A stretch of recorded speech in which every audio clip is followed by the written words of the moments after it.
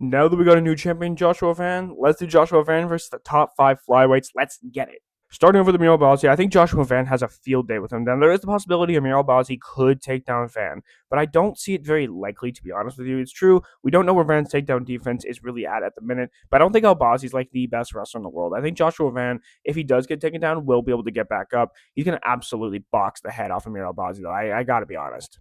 Next, we got Brandon Moreno. This would be one of the toughest fights in the division for Joshua Van because Brandon Moreno's got extremely slick boxing defense, where I think this would be a very high level MMA boxing match. Yes, there would be some kicks thrown in there. Brandon Moreno, definitely the better grappler. I don't know if he'd be able to take down Joshua Van. I think he can, but I think he'd probably try to keep it on the feet for the most part. And I think this would be a very high level striking match. I might side with Brandon Moreno, but you can convince me that Joshua Van might win that fight. Next up, we have, in my opinion, the toughest matchup in the division if you're talking outside Pantoja. Tatsuro Taira. I think this guy would absolutely beat Joshua Van. I think the takedowns are just going to be too much. The grappling's going to be too much. Unfortunately, we didn't get to see it against Pantoja, so we don't really know where it's at, but we know that Taira is one of the best grapplers. The way he was able to take down Brandon Moreno, put him in a body triangle, and finish him on the ground goes to show I think he would probably do the same thing to Joshua Van.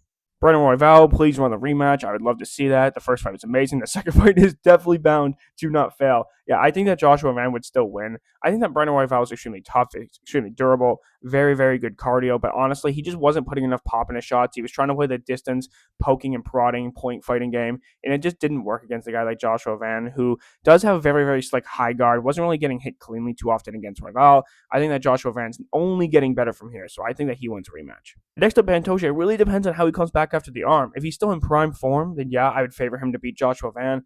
If not, if he's looking a bit older, then it's possible that Joshua Van could actually beat this guy, unfortunately. I guess I shouldn't say unfortunately, but it's so hard to see Pantoja lose his belt by way of arm break. It's unfortunate, but it is part of the sport, I guess.